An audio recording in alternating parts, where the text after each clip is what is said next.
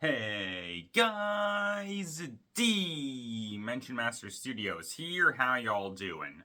So I'm sure as you guys know, recently we finally got the release of part 1 of Season 2 of Dragon's Rising, the latest season for Ninjago. And with Season 2 finally being out, I'm going to take a look at the season for you guys, review it, and share my overall thoughts on it. Now, keep in mind this video will contain spoilers for Season 2 of Dragon's Rising, so just remember that while you're watching this video. And so with all that out of the way, let's get into this whole thing. Also, one other thing that I do want to quickly say, just keep in mind that when it comes to the stuff that I am going to say in this video, this is all based on the stuff that we've seen when it comes to part 1 of Season 2, and it is entirely possible that when it comes to part 2 of Season 2, it could end up changing my opinions on some of the stuff that we've seen right now when it comes to part 1 of Season 2. So when it comes to a lot of the thoughts that I have when it comes to Season 2 of Dragon's Rising, they are not set in stone at this point, because again, I'm only basing stuff on the first half of the season, and there's an entire second half of the season,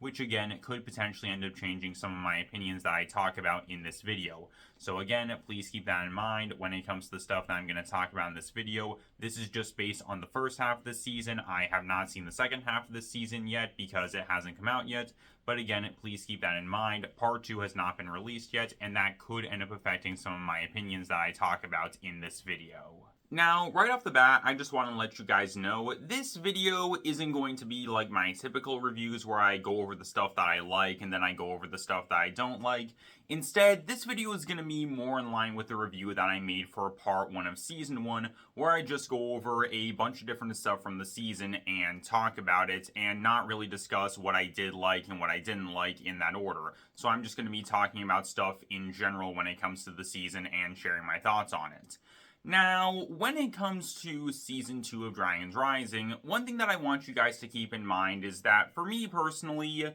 I wasn't really the biggest fan of Season 1 of Dragon's Rising. I've made that pretty clear when it comes to my channel. Personally, I wasn't the biggest fan of that season, and to be honest with you guys, I personally feel like Season 1 of Dragon's Rising is the most mid-Ninjago season that we've ever gotten. I honestly don't think it's as good as a lot of people say it is.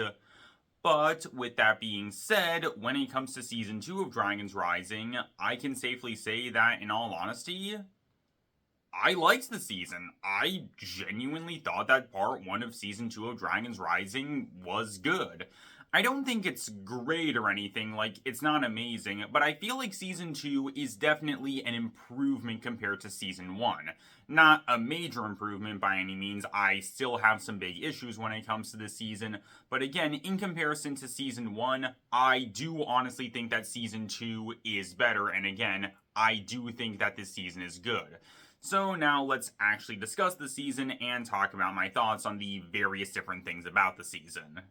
So starting off, let's begin by talking about the ninja. And in my opinion, when it comes to the ninja during Season 2, my thoughts on them are literally the exact same as my thoughts on them when it came to Season 1 of Dragon's Rising. And by that I mean, I really liked Lloyd and Kai during the season. I thought the two of them were handled well. I liked the characterization of the original ninja. I thought that that was pretty good. I wish that the original ninja got more stuff to do during the season, and I was not a fan of Aaron and Sora. Again, it's basically just the exact same thoughts that I had on the ninja when it came to Season 1 of Dragon's Rising. So now let's actually discuss each of the ninja and my thoughts on them when it came to part 1 of Season 2.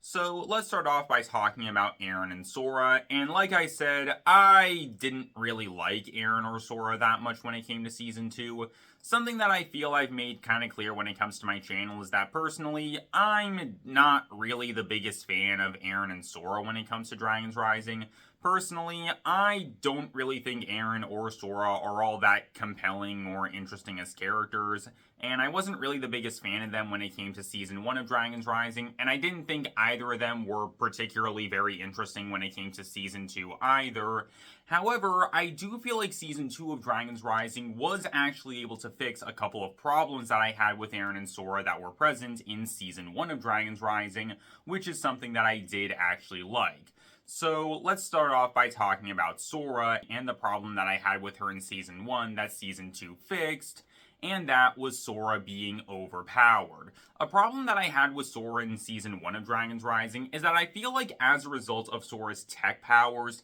it caused her to feel too overpowered during the season, because it felt like whenever the ninja were going up against some kind of really tough enemy, Sora could just use her powers and basically end any kind of threat that the ninja were going up against. And in my opinion, I feel like that took away from the sense of danger from Season 1 of Dragon's Rising, because again, the ninja could be going up against some kind of really tough threat, but Sora could just use her powers and end the threat with little to no problem, which is something that I didn't like. So something that I do like is that when it comes to Season 2 of Dragon's Rising, we see Sora using her powers less during the season, which is something that I do like, because I feel like that caused Sora to feel less overpowered during the season, which again, that is something that I did really like. But really, outside of that, I don't really have anything else that positive to say about Sora, because honestly, I just didn't really think there was anything that interesting that happened with Sora during this season. When it came to Season 1 of Dragon's Rising, I personally feel like Sora didn't really have that much character during the season, outside of her being a mechanic and the master of technology. And I feel like we see the exact same thing during Season 2, because I feel like Season 2 doesn't really do anything with Sora's character during the season, which is something I didn't like. And also, it felt like Sora didn't really have a story when it came to Season 2. There was the whole thing of her learning how to use Spinjitzu, which was nice, but the show barely focuses on it, and nothing really happened as a result of this, outside of Sora slightly improving her combat abilities, and that was about it. We don't even see her using Spinjitzu at any point during Season 2. Now granted, it is still Part 1, so it's possible that in Part 2 we could see Sora using Spinjitzu, but again, at this point, it feels like nothing's really happened as a result of this story that Sora went through during the season. Although again, I don't really think this is a story, because it feels like nothing really happened as a result of it, and the show barely focused on it. Although, something that I do want to say I did like that we actually got a chance to see Sora learning how to use Spinjitzu, because we never saw that with Aaron at any point during Season 1 of Dragon's Rising. So I do like that at the very least we are seeing Sora learning how to use Spinjitzu. That's nice, even though again, like I said, nothing really came from this. And so overall, when it came to Sora during Season 2 of Dragon's Rising, honestly, I feel like so far she hasn't really been handled the best. And to be honest with you guys, I feel like as a result of Sora not really having a story during the season, it feels like for the most part, Sora's just kinda there essentially during Season 2, and it feels like there isn't really anything going on with her when it comes to Season 2. Now, moving on from this, we have Aaron, and just like with Sora, I want to start off by going over some of the things that I feel Season 2 was able to improve upon when it came to Aaron.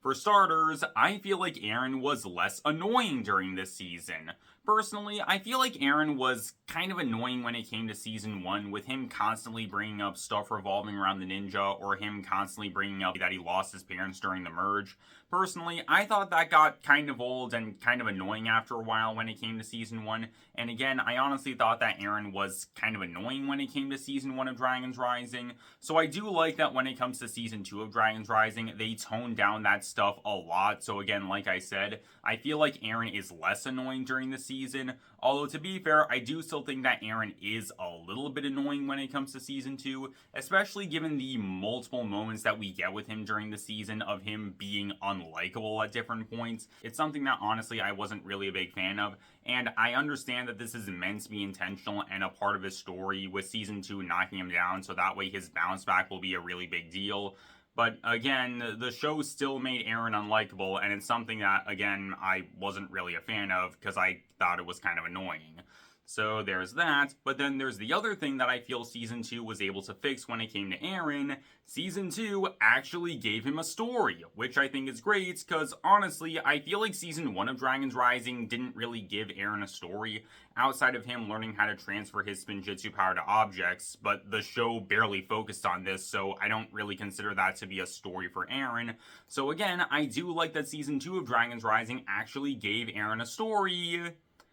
even though I feel like Season 2 didn't really handle it that well. So, Aaron's story during Season 2 of Dragon's Rising essentially revolves around him wanting to improve when it comes to his training and him wanting to get better, because Aaron has a lot of these insecurities revolving around him not having access to any kind of elemental powers, and he also wants to turn himself into a person that his parents will be proud of. Now, this is a story that I feel is fine, and I feel like it works for Aaron. However, I feel like the story isn't really handled the best when it comes to Season 2, and it's for a couple of different reasons. So, for starters, when it comes to the whole thing of Aaron feeling really insecure about stuff revolving around his parents and him wanting to prove himself,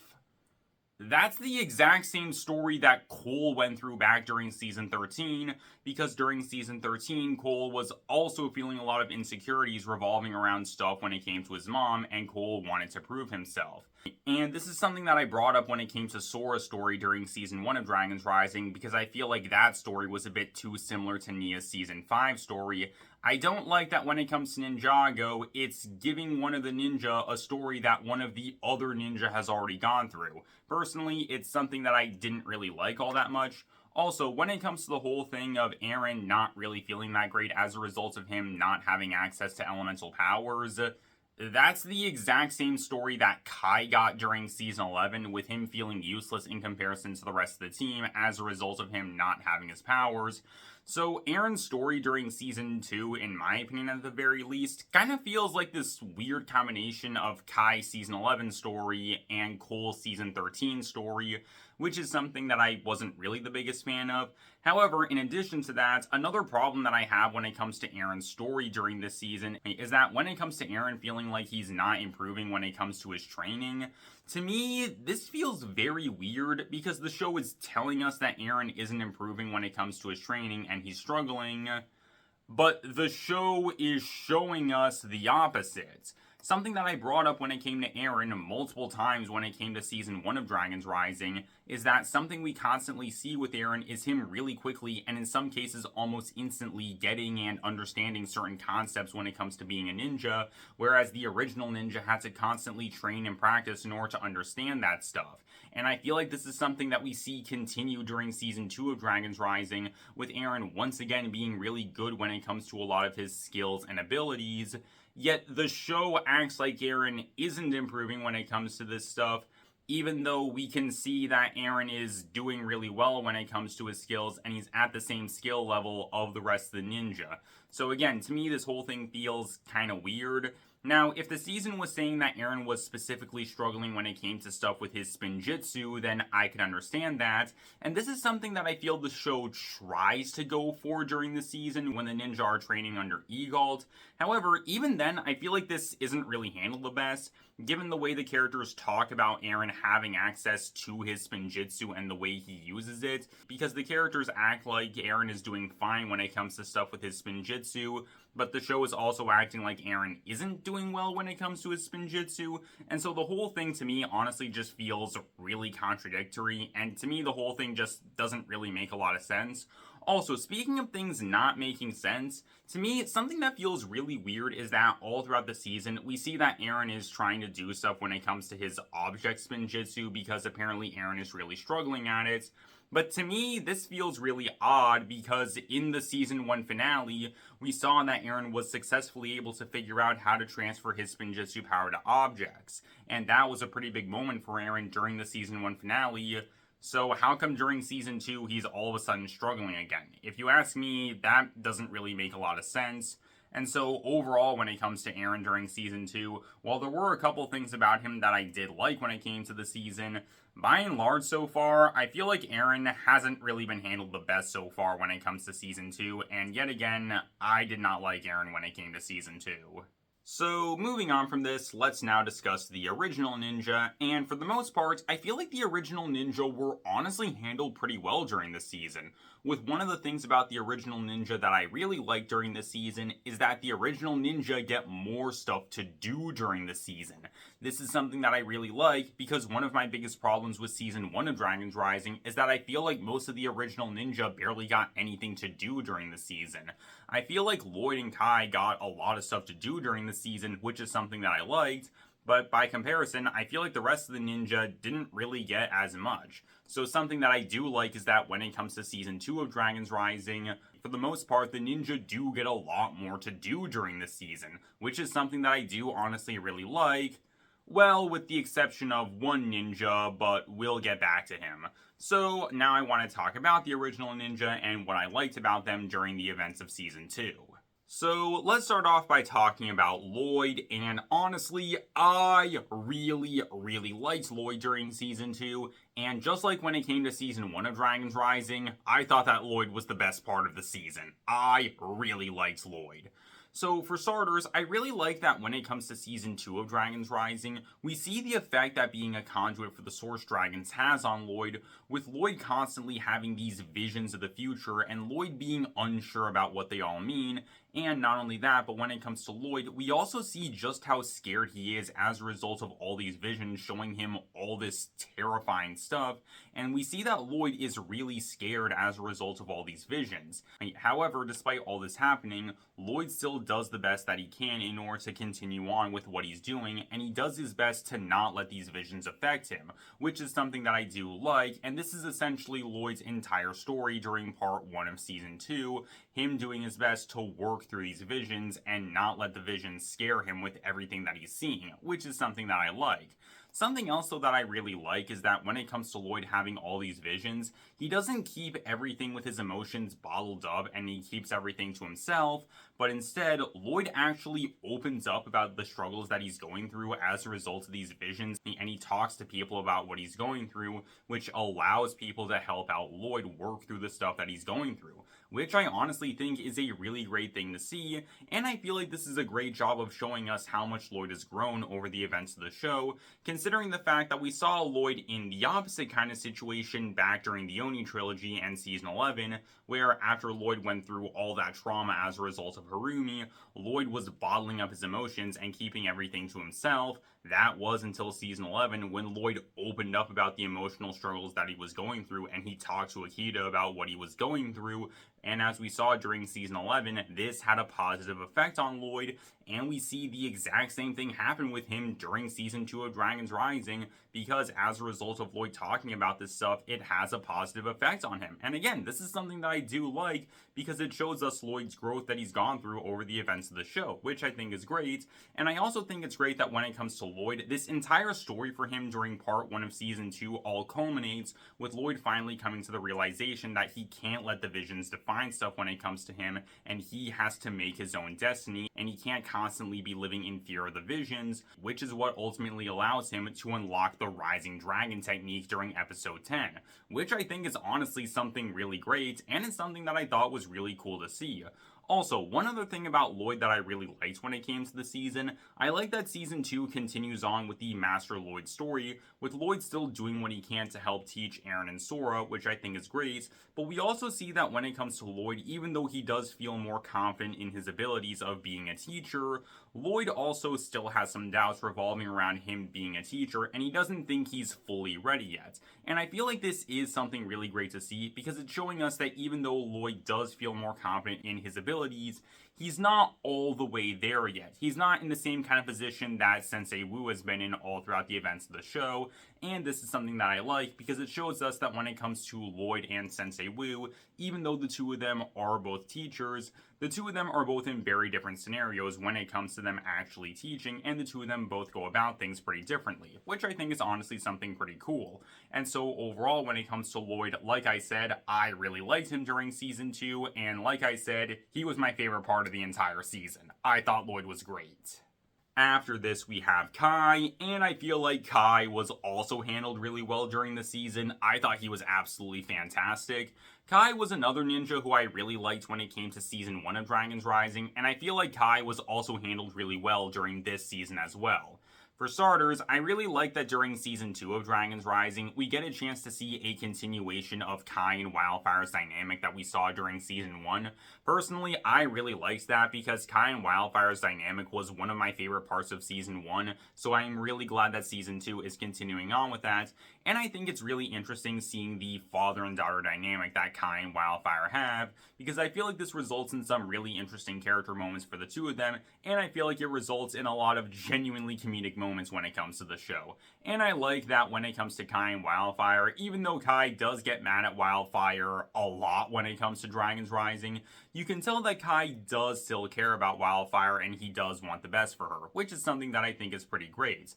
Another character dynamic, though, that I really like when it came to Kai during this season was the dynamic that he had with Nia. I thought it was honestly really great to see this during the season. Something that I feel we haven't really gotten a chance to see that much of when it comes to Ninjago is Kai and Nia's sibling dynamic. We've occasionally seen this during the show, like during the pilot season, season 7, and season 10, for example. And so something that I really like is that when it comes to Season 2 of Dragons Rising, we get a chance to see more stuff of the sibling dynamic between Kai and Nia, with the two of them training a lot all throughout the events of Season 2 of Dragons Rising. And it's actually as a result of the two of them training together and the two of them playing a game that they played when they were kids, it actually allows Kai to unlock the power of the Rising Dragon technique, making him the first ninja to actually do this, which I think is honestly something really cool to see. And we see the exact same kind of thing happen with Nia later on during the season, which I also think is pretty cool.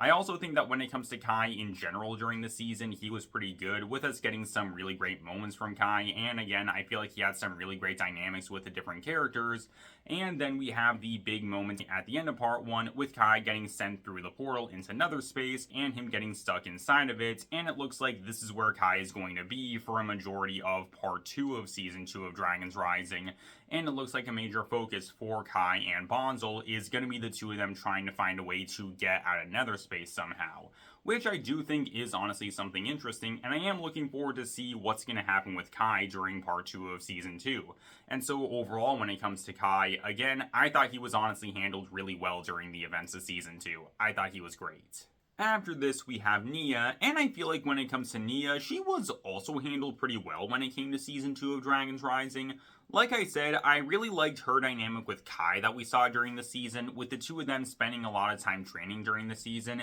and I really liked that we got a chance to see some more stuff with Kai and Nia as siblings during the season. I thought that was honestly something really great to see, and something that I liked is, as I said earlier, as a result of Kai and Nia playing a game that the two of them played when they were kids, it allowed Kai to unlock the power of the Rising Dragon technique, and we see the exact same thing happen with Nia during episode 10, which is something else that I honestly think is something really cool to see. In addition to this, though, I also really liked seeing Nia's dynamic with Lloyd during the season. I thought it was something really great to see. Seeing Nia being there to comfort Lloyd and help him through all the stuff that he was going through with his visions and his doubts revolving around him being a mentor to Eren and Sora is something that I honestly thought was really interesting, and I feel like getting a chance to see this kind of thing with Nia does reinforce something that Jay said during Crystallized, with him saying that Nia was the glue that held the team together. I feel like us seeing something like this does a really great job of showing us that Jay is right. Nia is the glue of the team, with her helping out the different members of it. Again, it's something that I think is pretty great. Also, there's one other thing about Nia that I really liked when it came to the season, and this is something that we also saw during Season 1 of Dragons Rising, but I haven't talked about it in the video yet, but it's something that I did like with Nia during the season. Something that I really like is that when it comes to Nia during Dragons Rising, we're constantly getting these moments where we get a chance to see just how capable Nia is, whether it's in stuff like battles or other areas like her doing research, helping out people, and more. And something that I really like is that when it comes to Nia doing all this kind of stuff, she's doing it all without her powers, and instead she's doing all this stuff on her own. And this is something that I think is really great, because when it comes to Crystallize, one of my biggest problems with Nia during the season is that I feel like Crystallize took away a ton of stuff that made Nia a really interesting character, and it basically boiled Nia's entire character down to she has water powers, and that's pretty much it. And the season was essentially constantly presenting the idea that Nia wasn't capable of doing anything without her powers, so I do like that when it comes to Dragons Rising, we're seeing that this is not the case, and Nia is fully capable of doing things on her own, and she doesn't need powers in order to do this kind of stuff, which again, that is something that I do really like. But outside of that stuff, I don't really have that much to say about Nia during the season, because she didn't really get that much to do so far when it comes to part 1. But again, when it comes to her dynamics with the other characters, and again, the good characterization of Nia being able to do stuff without her powers, that is something that I did honestly like when it came to Nia during season 2. After this, we have Cole and Zane, and I'm going to talk about these two together because the two of them both have the same story when it comes to Season 2 of Dragons Rising, and that is the two of them trying to help Bonsel get back to her creator during Season 2. And I feel like the story overall is honestly good. I feel like we got some pretty great moments with Zane and Cole during the story. I feel like we got some great action moments. Zane and Cole honestly had a pretty great dynamic during the season, and I feel like the two of them both bounced off each other pretty well. And overall, I feel like the story for the two of them was honestly pretty good. And I feel like there were also some specific things about both these characters that were honestly pretty good when it came to this season. For starters, something that I really like is that when it came to Cole during the season, all throughout it, we got a chance to see Cole's kindness and how nice of a person he is, with him helping out a bunch of different people all throughout the season, like the Finders early on during Season 2, and the people that Dorama had taken later on during Part 1, which is something that I liked. And I also like that early on, we got this nice moment of Cole encouraging and reassuring Bonsel when she had doubts on whether or not her creator would like her, and with Cole reassuring Bonsel, telling her that everything would be fine and that her creator would like her, which is something that I do honestly like, and is something that makes a lot of sense for Cole's character, given how much of a kind person Cole is. As for Zane, on the other hand, there's something really interesting that happened with him during the season. So, at one point during Part 1 of Dragons Rising, we had this interesting moment when Zane and Cole were confronted by agents of the administration, and something that was interesting was that when it came to the agents of the administration, they didn't view Zane as a person, but instead they viewed him as an object because the agents keep on referring to Zane as equipment all throughout the season. And this is something that I find to be pretty interesting because Season 1 of Dragons Rising did something pretty similar, because during episode 13 of that season, we learned that the people of the Crossroads don't view Zane as a person and they only view him as a robot.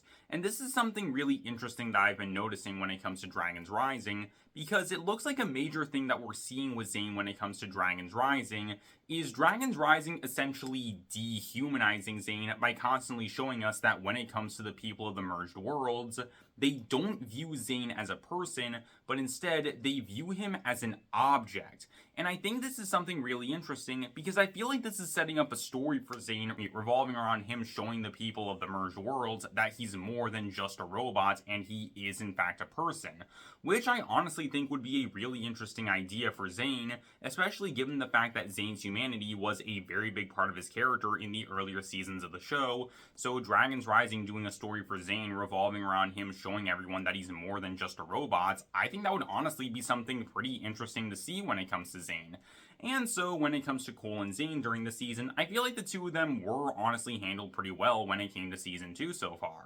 And finally, we have Jay, and just like when it came to Season 1, I did not like how Jay was handled during the season, because yet again, Jay gets barely anything to do during the season. Now, at the very least, when it came to Jay, he did get some more screen time during the season, which I did like. Plus, it's only Part 1, and we know that Jay is going to be in Part 2 because Jay's going to be having his villain storyline during Part 2. So at the very least, Jay is going to be getting more to do later on down the line. But again, so far, Jay has still barely gotten anything to do when it comes to Dragons Rising, which is something that I don't like. But at the very least, when it came to Jay, we did finally get some explanation on stuff going on to Jay when it comes to him being an agent of the administration, with us properly learning that Jay has indeed forgotten stuff and he doesn't remember his life prior to him being an agent of the administration. And we also learned that when it comes to Jay, he does still have his lightning powers, but apparently he's the only agent that knows this and no one else does, and this is something that he's keeping a secret.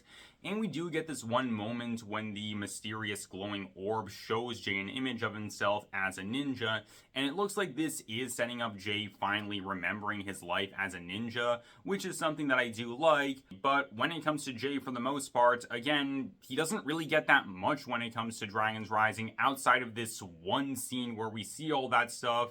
And then Jay is never seen for the remainder of the season, which is something that honestly I didn't really like that much. And to me, this whole thing with Jay honestly feels really weird because all of the other original ninja are getting stuff to do and they're getting a lot of screen time and moments all throughout the events of Dragon's Rising, both when it comes to seasons 1 and 2. Meanwhile, Jay, by comparison, has barely gotten anything at this point. And to me, this feels really weird. Why is Jay the only member of the original ninja team who's barely gotten anything to do so far? Honestly, I feel like that doesn't really make a lot of sense, especially since, again, all of the other members of the original ninja team are getting stuff to do and they're getting a lot of screen time.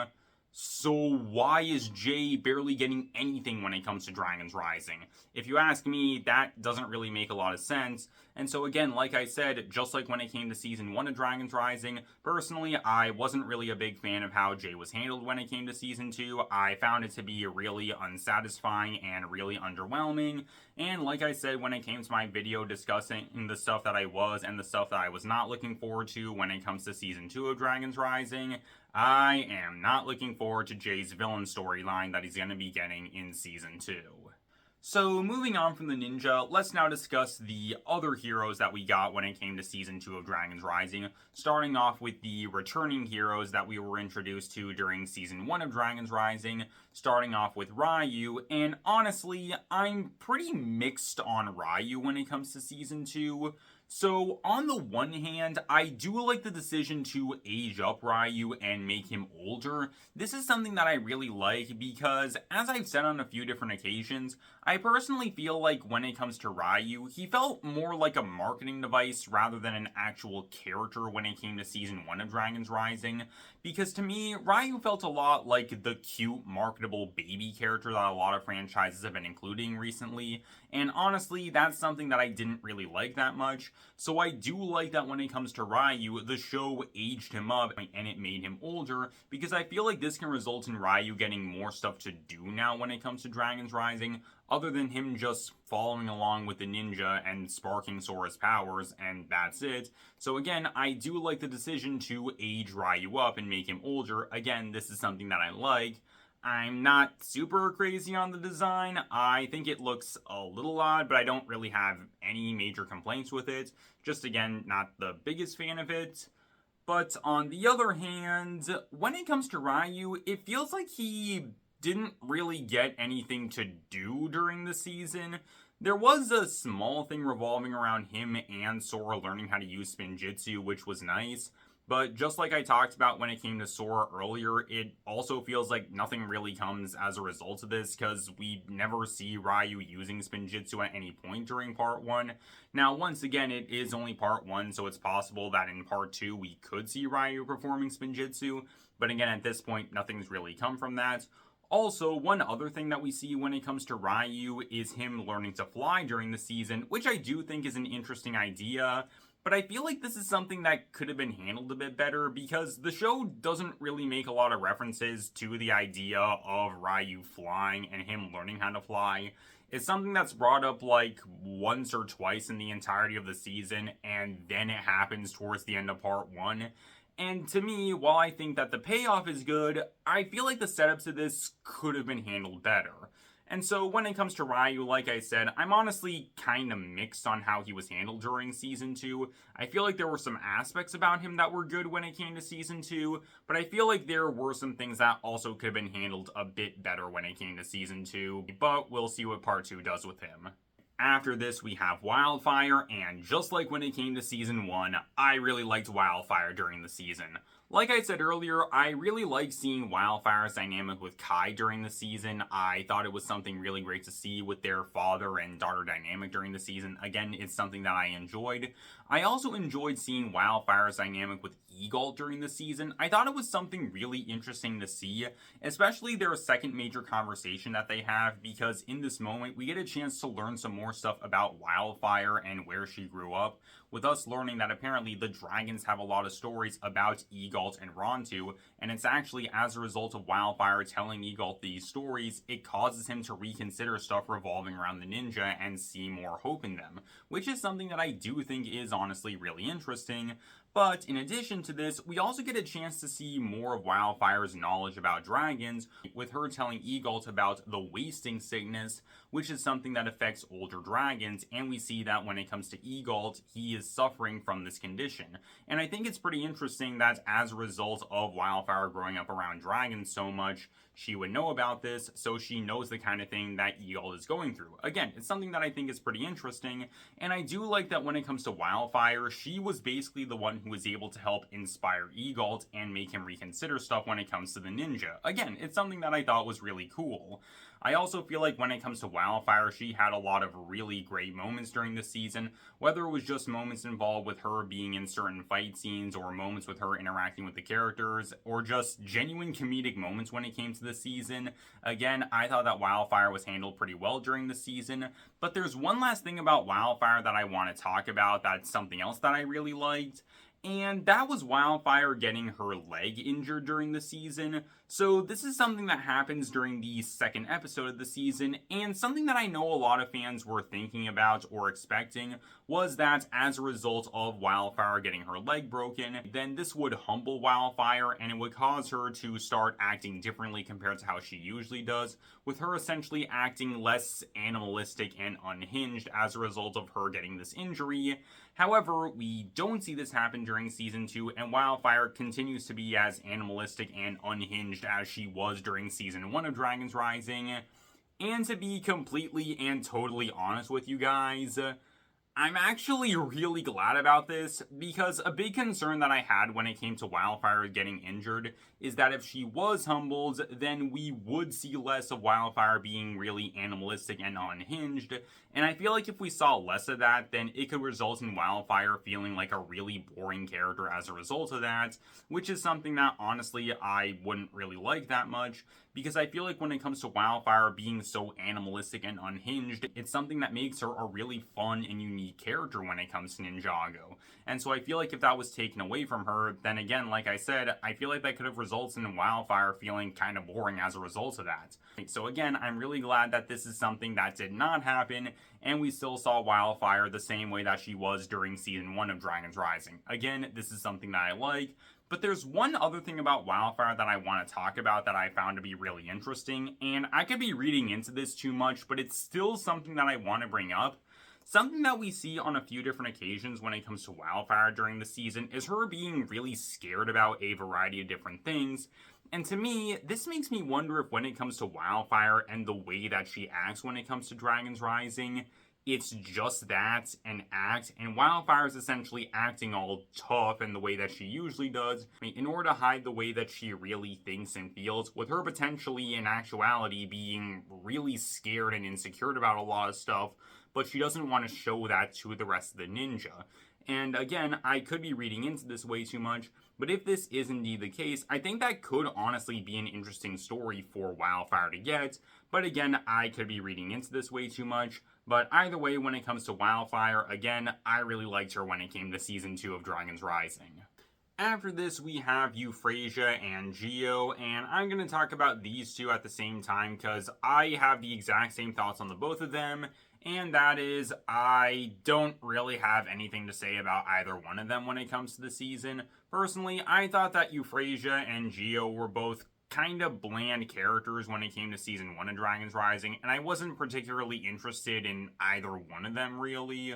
And when it comes to Season 2, yet again, I wasn't really interested in either one of them, and I thought the two of them were both kind of boring characters when it came to Season 2, and so again, I just don't really have anything to say about either one of them. Well, except for one thing about Gio, because this is something that I do want to talk about, and once again, I could be reading into this way too much, but there is something about Gio that I do want to talk about, and it's that I feel like when it comes to Season 2, this season feels like it's really leaning into the idea that Gio might have romantic feelings for Cole, and the reason why I say that is because of the stuff that we see when it comes to stuff with Gio and Cole during the season. Stuff like the way that Gio talks about Cole, the way that Gio acts around Cole. I mean, there's even a moment during the season where it looks like the two of them are holding hands. And again, it feels like the season is really leaning into this idea that Gio might potentially have romantic feelings for Cole. And I am wondering if the show is gonna do anything with this later on during the events of Dragons Rising. I'm not really sure, but it's just something that I wanted to bring up because I found it to be interesting. And again, I could be reading into this way too much, but again, it does feel like the show is really leaning into the idea of Gio potentially having romantic feelings for Cole. And finally, there's one last returning hero that we met during Season 1 of Dragons Rising that I want to talk about when it comes to Season 2, and that is Bonsel. And honestly, I liked Bonsel when it came to Season 2. Now, in Season 1 of Dragons Rising, I didn't really have anything to say about Bonsel because she was only in one episode of the season and she barely did anything in the episode that she was in, and she was barely in the episode that she was in. So I didn't really think that much of her when it came to Season 1. But when it comes to Season 2, I feel like this season honestly did a good job at expanding on stuff when it came to Bonsel's character, with us learning that when it comes to Bonsel, she is actually the physical embodiment of one of the most powerful spells that's ever been cast, and it was a spell that was specifically created to seal away the Forbidden Five in another dimension, because apparently just sending them to the Departed Realm was not enough to stop them. Yes, Bonsel is the physical embodiment of a spell that was created in order to defeat beings so powerful, not even death was enough to stop them. I was not expecting this at all when it came to Bonsel for Season 2, but honestly, I think this is a really interesting idea, and I honestly feel like Season 2 did do a good job at handling stuff when it came to Bonsel during the season, especially when it came to her having a lot of doubts revolving around whether or not people would actually accept her as a person, but something that we constantly see during the season is people accepting Bonsel as a person. We see this with Cole, Zane, the Finders, and her creator, Candelario, which is something that I honestly think is pretty cool. And again, I do like the idea of Bonsel being the physical embodiment of a really powerful magic spell. I think that's a really interesting and unique idea when it comes to a character for Ninjago, and it's something that I do think is honestly really interesting. I also like that towards the end of part 1, we see that when it comes to Bonsel, both her and Kai are trapped in nether space, and like I said earlier, it looks like a big storyline for these two that we're going to be seeing during part 2 is the two of them trying to find a way to escape from nether space, which I think is an interesting idea, and I am interested in seeing where the story ends up going when it comes to part 2. And again, I do think that Bonsel was honestly a good character when it came to Season 2. That being said, though, I wasn't really the biggest fan of her deadpan delivery of lines all throughout the events of Season 2. Personally, I wasn't really the biggest fan of that. I feel like the show wanted this to be more comedic. Personally, I didn't really think it was that funny. So that's something that I wasn't really the biggest fan of. But really, other than that, I did think that Bonsel was honestly good when it came to Season 2. Moving on from this now, let's discuss some of the new heroes that we got during the season, starting off with Candelaria, the sorceress, and honestly, I thought that she was good when it came to the season. I feel like Candelaria was, for the most part, a pretty funny character when it came to the show, with her having some decently comedic moments during the events of Season 2. It's something that I liked. I also really liked her dynamic that she had with Bonsel, Cole, and Zane. Again, for the most part, I thought it was honestly pretty good. And Candelaria being the sorceress to create Bonsel, again, a spell that was used specifically to stop the Forbidden Five, I think that's honestly something really interesting. And while for the most part, I don't really have that much to say when it comes to Candelaria, I do feel like she overall was honestly good when it came to Season 2, and I liked her. After this, we have Rontu and Egalt, and honestly, I thought that the two of them were good when it came to Season 2. When it comes to Rontu, I thought that she was alright when it came to the season. I don't really have that much to say about her when it comes to Season 2. I feel like she had a couple of good moments during the season, and I did like her dynamics with Sora, Rayu, and Lloyd. I thought that they were good, but by and large, I just don't really have that much to say about her when it comes to the season. Although something that I do think is really interesting is that we learned during the season Rontu and presumably also Egalt have the ability to use Spinjitzu, and this is something that we haven't really gotten a chance to see before when it comes to the show, dragons knowing Spinjitzu, and I do think that this is honestly an interesting idea. But again, for the most part, I just don't really have that much to say about Rontu, but again, I thought she was alright when it came to the season. But as for Egalt, I really liked him during Season 2, and Egalt would have to be my favorite new character that we got when it came to Season 2 of Dragons Rising. I thought he was fantastic. So for starters, I really like the idea for Egalt and also Rontu, with the two of them both being these dragons that have been around for a really long time, but the two of them were both fierce warriors in the past, with the two of them taking on really tough challenges, and the two of them were even able to take on and defeat the Forbidden Five in the past, which I think is honestly a really interesting idea. But now, after all this time has passed, instead of the two of them being these great warriors, instead the two of them are both teachers, and they decide to help out the ninja, and they decide to help them learn how to use the Rising Dragon technique. Although when it comes to Egalt, for a bit he is against the idea, but he does eventually warm up to the idea of training the ninja, which is something that I did honestly like. I also think it's really interesting seeing the parallels between Egalt teaching the ninja and Roz teaching Cinder during the season, because when it comes to Roz, the main thing that he's focusing on is strength, and he has this idea that strength is the only thing that matters. Meanwhile, when it comes to Egalt, he's presenting the idea that there's more to fighting than just strength, and there's other things that can actually be more powerful than strength. Stuff like intelligence, love, kindness, motion, and more. I think it's honestly something really interesting to see. And the idea of motion is a really big thing that we see with Egalt during the events of Season 2, with him constantly reiterating just how important motion is, not just for Spinjitzu, but when it comes to life in general, which I honestly think is really interesting. Additionally, like I said earlier, I really enjoyed seeing Egalt's dynamic with Wildfire during the season, with Wildfire essentially being able to help out Egalt and inspiring him with tales of himself, and Egalt learns just how much of an impact that he and Rontu have had on the Greater Merged Worlds before everything happened,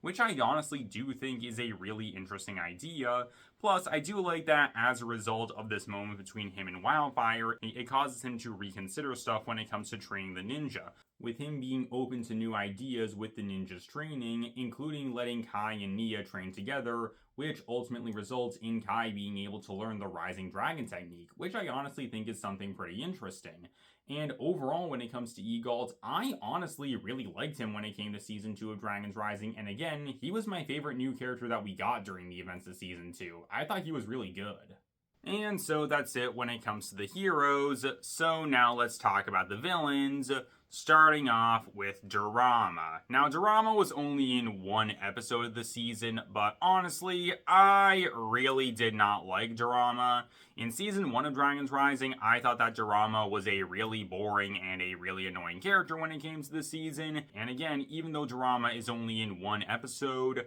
I still thought that he was a really annoying and a really boring character in this one appearance that he had, and overall, I just did not like Dorama when it came to Season 2. After this, we have Jordana, and honestly, I liked Jordana when it came to Season 2. Pretty similar to Bonsel, I didn't really have that much to say when it came to Jordana with Season 1 of Dragons Rising, mainly because Jordana was barely in the season, but I do like that when it comes to Season 2 of Dragons Rising, yet again, the season expands more on her character, and we get a chance to learn more about Jordana when it comes to Season 2, which I honestly think is something really great to see. We get a chance to see some more stuff with Jordana serving Roz and furthering his goals, which I thought was interesting. I also like the idea of Jordana being a scientist, but her learning how to use magic. I thought that was honestly a really interesting idea when it came to the show. I also like the idea of her being a rival to Sora, but we barely see the two of them interact during the season, so that's something that I wasn't really the biggest fan of. But again, I like the idea of it, and hopefully in Season 2 we get a chance to see more of this. I also thought that Jordana's dynamics with some of the other characters was interesting, mainly her dynamic with Roz. I thought that was something pretty interesting to see. Her dynamic with Cinder was okay, but I don't really have anything major to say about it. I'm also wondering what's going to be happening with Jordana in Part 2, considering what happened to her at the very end of Part 1, with that spell going into Jordana and her acting really differently during the final moments of Episode 10, and it does make me wonder what exactly did happen to Jordana during the final episode, and again, what's going to happen with her in Part 2. And also, one other thing that I want to say about Jordana that I thought was pretty interesting, during part 1 of season 2, especially towards the beginning of the season, you can tell that when it comes to Jordana, part of her realizes that what she's doing isn't right, and there's a part of her that realizes that when it comes to all the stuff that she's doing, it's wrong. And I feel like it's possible that when it comes to Dragons Rising, it's possibly setting up the idea of Jordana getting some kind of redemption story that we're going to see later on during the show, which I think could be an interesting idea if it's handled well, but we're just going to have to wait and see what happens.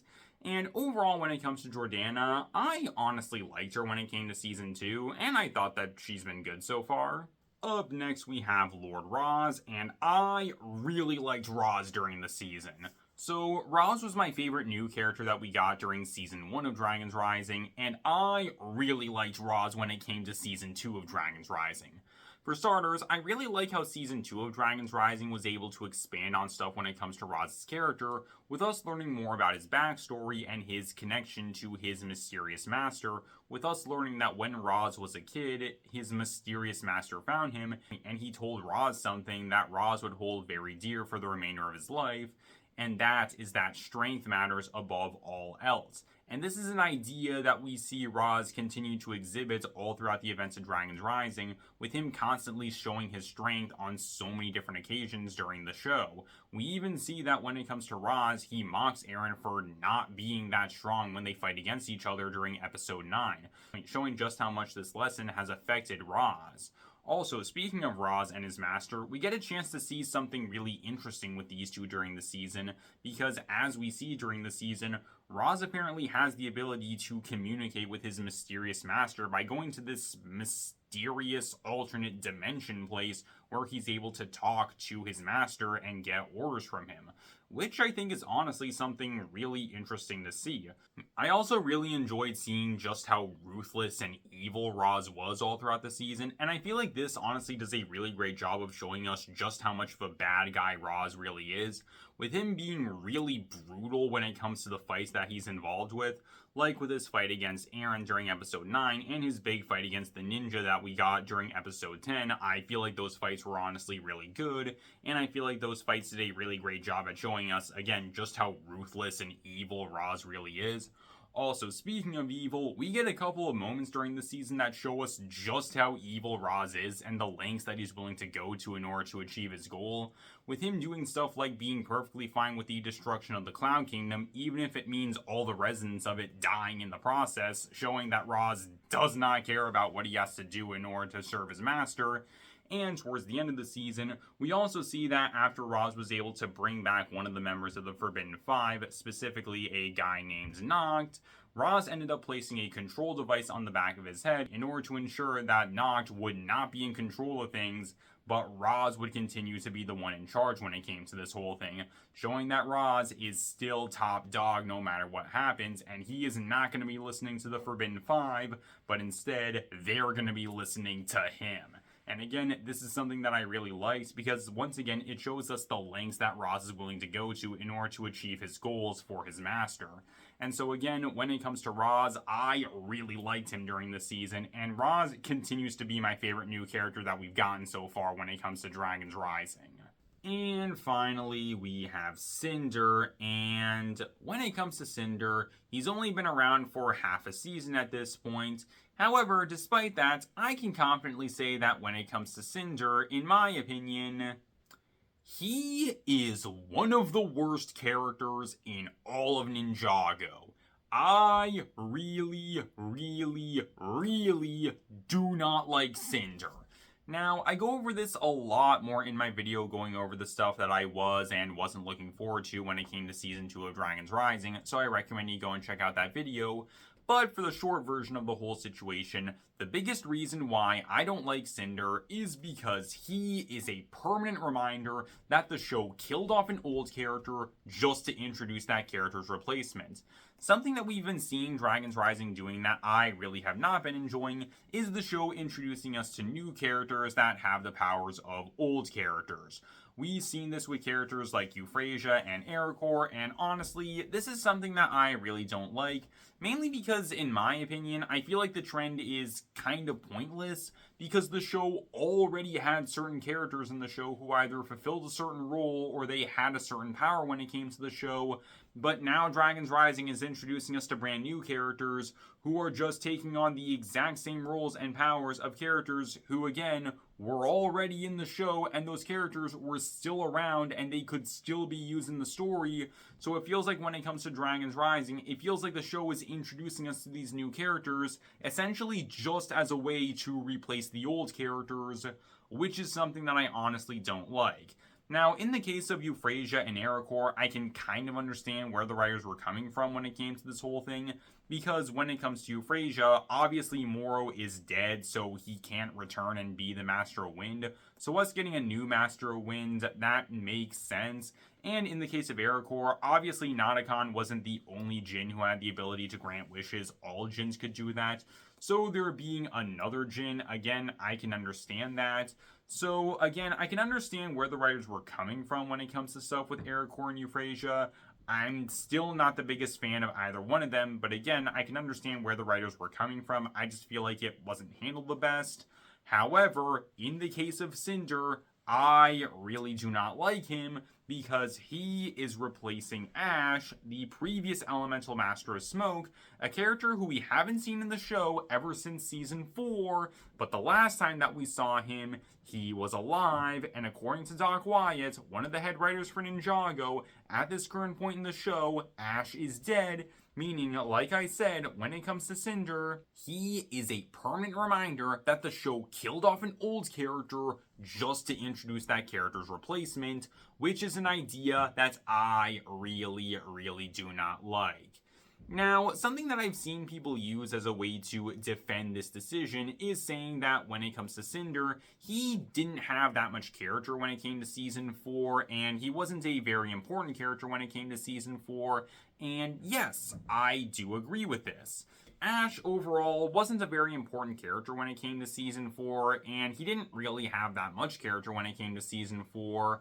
However, that's actually a big reason why I really want to see Ash, and by extension the rest of the Elemental Masters, return at some point when it comes to the show, because something that I feel Ninjago is able to do a really great job at is taking characters in the show who either didn't have that much character or characters who were pretty one-dimensional in one season, and then in a later season expand on those characters and flesh them out more. We've seen this with characters like Nelson, the Mechanic, Asphira, and more. Heck, we even saw that during this season with characters like Bonsel and Jordana. And I was honestly hoping that when it comes to Ash, and again, the rest of the Elemental Masters, it would be a similar kind of scenario with the show fleshing out these characters more. I think that would have been something really interesting to see, and honestly, I much would have preferred seeing Ash return and his character being fleshed out more in this season, rather than the show killing him off screen and replacing him with a completely separate character. Again, personally, I would have preferred that. Although, speaking of character, that's actually another big problem that I have when it comes to Cinder, and it's that when it comes to Cinder, he is so boring. Cinder's entire character is just evil jerk, and that's pretty much it. There's nothing interesting or compelling about his character in really any way, in my opinion. And really, another big problem that I have when it comes to Cinder is that in many ways, he just feels like Ash all over again, but the only real differences are Cinder is a full-blown antagonist, and he speaks, and that's pretty much it. In every other way when it comes to Cinder, he and Ash are just about identical to each other, which just leads me to wonder, why did the show kill off Ash and introduce a brand new character to be his replacement if said replacement character was just going to be identical to the original character? If you ask me, that doesn't make any sense at all. Now, it is still just part 1 of Season 2, and it's possible that when it comes to Season 2, we could get some more stuff with Cinder's character in that season. But again, at this point when it comes to the show, like I said, when it comes to Cinder and Ash, the two of them are basically identical characters with only a couple of differences, and that's pretty much it. And when it comes to all this stuff, it just makes me dislike Cinder even more, because again, in addition to him being a permanent reminder that the show killed off an old character just to introduce that character's replacement, said replacement character is really boring and is basically just a carbon copy of the original character, which is something else that, again, I really don't like. And so overall, when it comes to Cinder, like I said, in my opinion, he is one of the worst characters in all of Ninjago. I really do not like Cinder. So now that I'm done going over the characters, up next I want to discuss some other stuff about the season, starting off with the production value of the season. So starting off with the production value of the season, honestly, I thought that it was really great. For starters, there was the music, and just like always, I feel like the music when it came to the season was genuinely fantastic, and I thought it was really great. After this, we have the voice acting, and just like always, I feel like the voice actors were able to do a really great job at voicing their characters during the season. Well, for the most part, I feel like there were some areas where the voice acting wasn't really the best overall. Like I said earlier, I wasn't really the biggest fan of Bonsel's deadpan delivery of stuff when it came to the season. It's something that personally I wasn't really the biggest fan of. Also, and I'm not entirely sure why, but personally, I feel like there were some lines that Nia said during the season that just felt a bit off. I can't really explain what it is specifically, but again, there were just some Nia lines that to me just felt kind of off for some reason. Also, when it comes to Egalt and Rontu, the two of them both have the same voice actors as Cole and Wildfire respectively, and I will admit, at times, it did kind of feel like when it came to Egalt and Rontu's voice actors, they were essentially just doing the voices of Cole and Wildfire respectively, but with only a couple of small variations. Like, at times when it came to Egalt, he sounded just like Cole, but slightly older. And at times, Rontu felt like Wildfire if she was less unhinged. It's not too big of a deal or anything, but it's just something that I noticed a bit when it came to the characters. And again, it's not really a big issue, just again, it's something that I kind of noticed. But by and large, I do feel like the voice acting for the season was legitimately good, just like it always is. And finally, there's the animation, and when it comes to the visuals, I thought that they were really good. However, something that I appreciated even more when it came to this season were the fight scenes and the fight choreography. The fight scenes and the fight choreography in this season were absolutely fantastic. Something that I brought up during my review of the Elemental Mechs miniseries is that, in my opinion, I feel like the fight scenes and the fight choreography for Dragon's Rising weren't really that good, and I feel like the show took a step back and we were back in the Wilfilm era when it came to the fight scenes and the fight choreography for the show. And that's not saying that Wilfilm had bad fight scenes or anything, because they didn't. The fight scenes in Wilfilm were legitimately good. However, I do feel like WildBrain is definitely a lot better when it comes to animating fight scenes. And I didn't really like that when it came to Season 1 of Dragon's Rising. Again, it felt like the fight scenes took a step backwards, and it felt like we were back with the Wilfilm era when it came to the way the fight scenes look. So I did really like that when it came to Season 2 of Dragon's Rising. The fight scenes and the fight choreography looked absolutely fantastic during the season, and I feel like all the fight scenes that we got during the season looked genuinely fantastic, and all of them looked so good when it came to the season. It's something that I really enjoyed, and so again, when it comes to the production value of the season, I thought it was really great.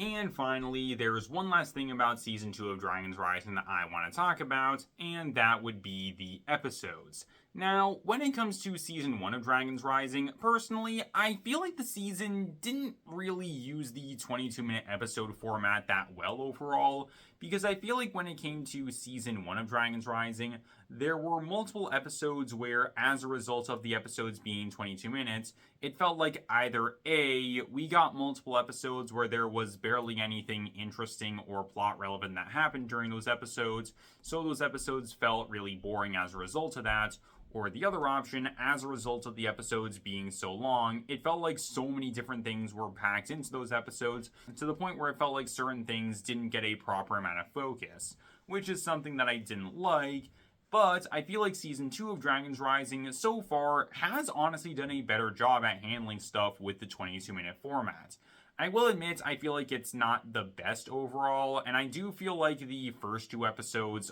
are kind of boring overall, and I feel like it's not until episode 3 where things really start to get going. But again, I feel like Season 2 of Dragon's Rising so far has done a better job at handling the 22-minute format in comparison to Season 1 of Dragon's Rising.